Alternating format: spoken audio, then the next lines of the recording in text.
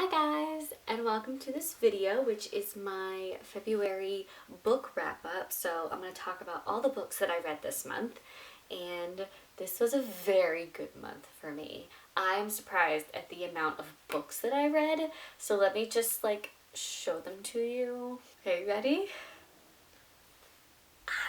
Oh my god! I read 8 books in 1 month. 8! Look at this. Okay, let's just get started with it. Now, you're going to see a theme with all of these books because it's the month of February, the month of love. I tend to read a lot of books about love, so just to warn you. The first book that I read this month is Things That You Should Already Know About Dating, You Fucking Idiot by Ben Schwartz and Laura Moses. Both Ben and Laura are film and TV writers, so that was a big selling point for this book. But this book is pretty much just what the title says. It's just kind of like a guide full of tips and advice on dating and what you should do and what you shouldn't do. But there's tons of illustrations that go with them that are pretty funny. But overall, I didn't really like this book as much as I wanted to. I mean, it was a little bit funny, but it definitely wasn't as funny as I was hoping it'd be. And I didn't think the layout of the book and the content in the book was very outstanding.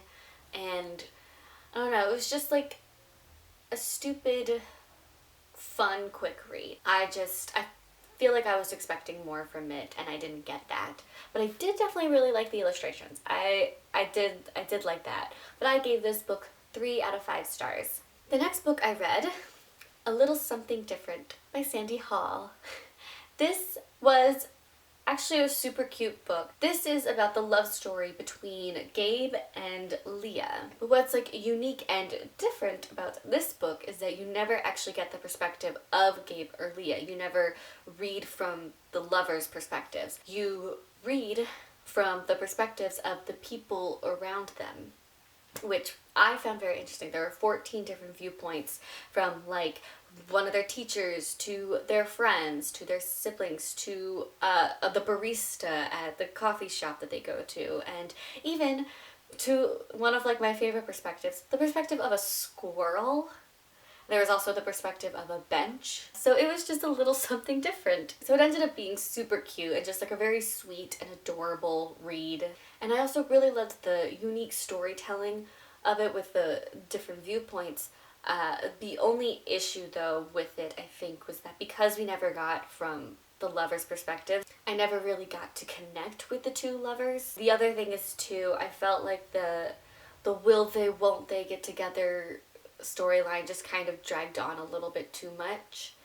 But I still really liked the idea of reading their love story from the people around them. It was very interesting. And the characters did get a little bit annoying at times, but not enough to make me hate it. It was just a really super quick, fun read, and I actually really quite enjoyed it. So I gave this 3.5 stars. The next book I read fulfills my read one nonfiction book a month, and that book is Modern Romance by Aziz Ansari. This book, it's not what I expected it was going to be. I thought it was going to be Aziz Ansari's tales of him dating and his dating life and whatnot. By the way, if you don't know, Aziz Ansari is a comedian. But it ended up not being that at all. It was actually a very science-y book written by a comedian. So it wasn't initially funny, but it was just written by a funny person, but a very science-y, fact-based book about the modern romance, about how technology has affected romance today and all the different ways that teens and young adults and even adults and grandparents and just all the generations and all the different ages and how romance has been affected by technology and how romance has changed over the years. And it was very thought-provoking, actually. I didn't know a lot of the stuff that was in this book. I just felt like it was a really nice blend of facts and humor because, of course, with Aziz Ansari writing it, you're going to get some lulls. But it was also definitely very heavily fact-based and quite sciencey because he teamed up with a sociologist to write this book. Probably not the best book on the subject, but it was definitely a lot better than what I was expecting and definitely well worth a read. But I gave this book 4 out of 5 stars. The next book I read, The Wedding by Nicholas Sparks. It has been a while since I've read a Nicholas Sparks book, so I definitely felt like this month I needed to read a Nicholas Sparks book. I absolutely love Nicholas Sparks so much. I love his writing. So I was like, I need to pick up another Nicholas Sparks book this month. It fits with the theme of the books I'm reading, and I just was so in the mood for Nicholas Sparks. So I picked up The Wedding. It was a very short, quick, simple read. And also one of my friends, Hannah, she absolutely loves this book. She says that this is her favorite Nicholas Sparks book. So I gave it a shot. This is a sequel, I want to say, to The Notebook. The Notebook obviously was a phenomenal book, but this is kind of like a sequel. This is about Noah and Allie's daughter's husband. So Noah and Allie, their first daughter, it's from her husband's perspective, Wilson. Noah and Allie's daughter is Jane. So Jane and Wilson are married, they have a couple kids. Wilson realizes that his wife has kind of fallen out of love with him, and they've just come into like this pattern of life that's just like very mundane, and I don't know, he feels like he's just losing touch with romance and losing touch with his wife. So this is kind of like him trying to get her to fall in love with him again, and it is super cute and super sweet. There's no one dying, no one is sick, there's no real conflict, I guess. That was, I think, one of the issues I had with it, was that there wasn't much of a conflict, though, because that's usually what I expect from a Nicholas Sparks book, and I didn't quite get that. But it was just super sweet. That's kind of it. So definitely not my favorite Nicholas Sparks book, but it was definitely a very sweet and adorable one, and I totally enjoyed reading this book. I just felt it was a little bit boring and predictable, and I saw the ending coming from a mile away. I liked it, but I just wanted to like it a lot more than I did. So I gave this 3 out of 5 stars. The next book I read, The Royal We by Heather Cox and Jessica Morgan. This is, as you can probably tell by the cover, is like pure Kate Middleton and Prince William fan fiction, but super long fan fiction. This is actually a pretty big book. Pretty much just about this American girl falls in love with the Prince of England, and the Prince of England falls in love with her, and it's just their romance story about from when they met till their wedding day. It was a very long journey, a very long ride, but I absolutely loved this book. The relationship was very cute and felt very realistic. Like, yes, I get it.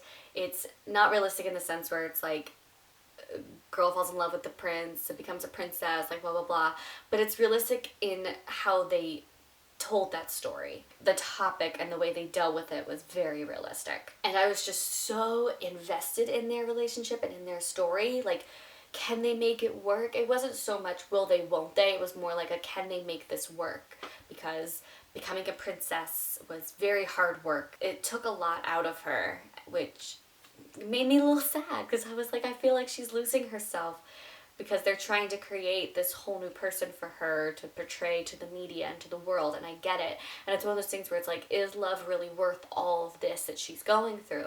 That part of the story I really truly loved. However, I did feel the writing was a little like all over the place, and it felt very slow paced because it took forever. And the ending was not enough for me. Like, it needed either an epilogue or it needed a sequel. Like, it needs more than just what that ending gave me. I absolutely loved the relationships and the friendships in this book, not just the relationship between the main 2 characters. The side characters too, I felt were so well done. I absolutely loved their relationships and their friendships, and I honestly want a group of friends like what they got. Overall, I absolutely adored this book, and I gave it 4 out of 5 stars. Alright, the next book I read, Girl Online on Tour by Zoe Sugg. Finally! This is the second book to the Girl Online series, and I read the first book back in 2015 So it is taking me a long time to finally get to the second book in this series. I'm not going to tell too much of the plot just because this is the second book in the series and I don't want to give too much away, but it's pretty much about a girl from England who falls in love with an American rock star. But this book pretty much takes place of her going on tour with him. I felt it was done very well. Like, I thought the relationship between her and him was told pretty well.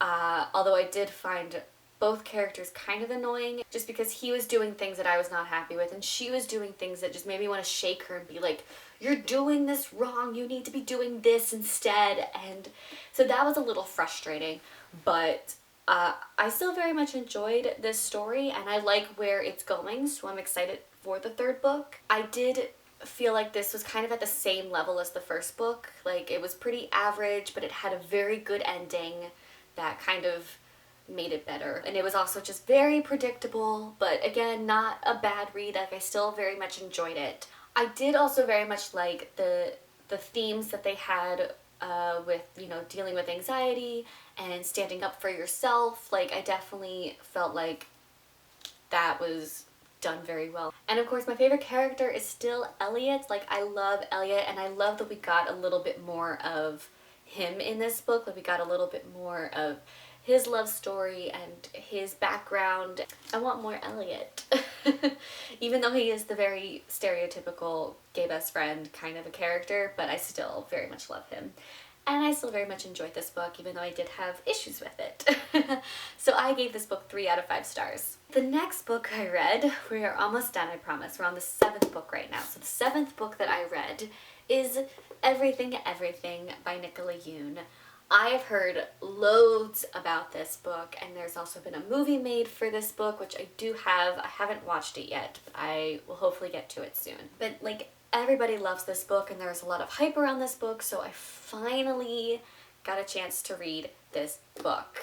For me, I don't think it quite lived up to the hype, but I definitely did enjoy it. So this is pretty much about a girl who is very sick. She's pretty much like I think what's considered a bubble girl.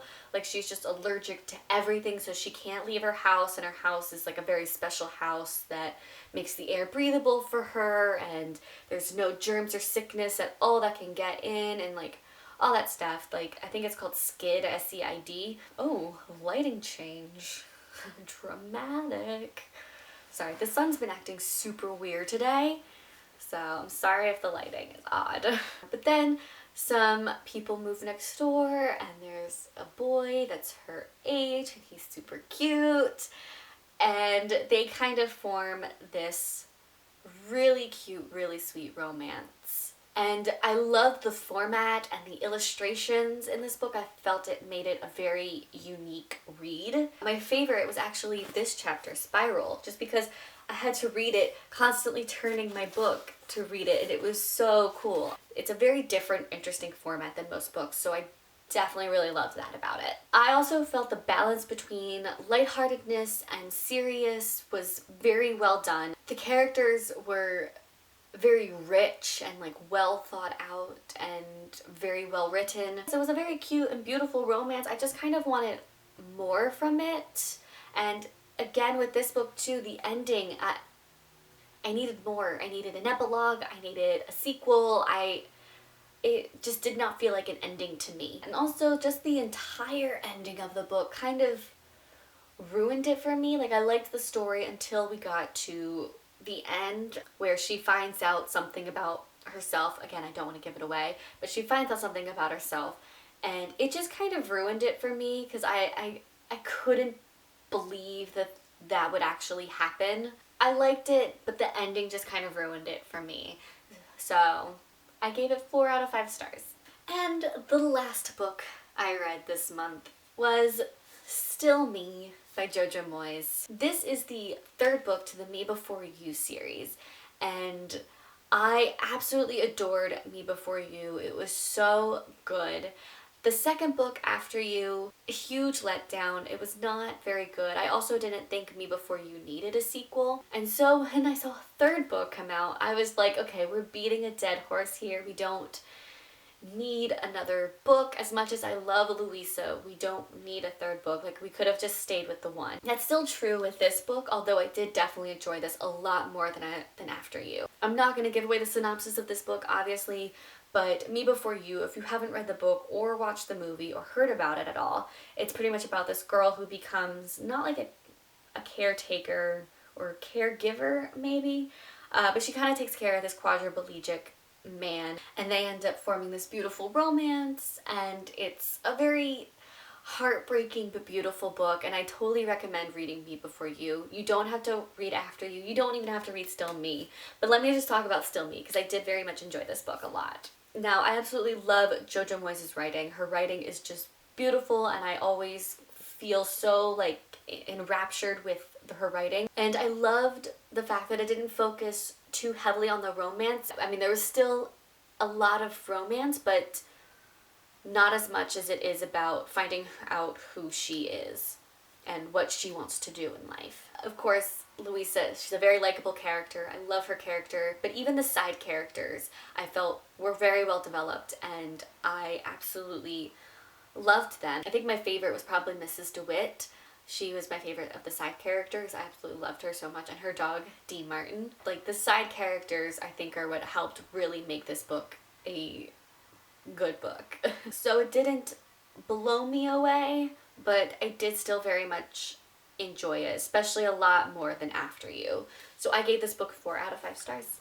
And those are all the books I read this month. I really hope you enjoyed this review and this video, and please come back for more, because I will be, of course, having a March wrap-up for my books as well. But if you want more from February, I do have my movie wrap-up from this month, as well as just everything wrap-up, just from the things I liked, the things I did, all that stuff, the whole monthly wrap-up. So, go watch those, and always come back for more. Bye, guys!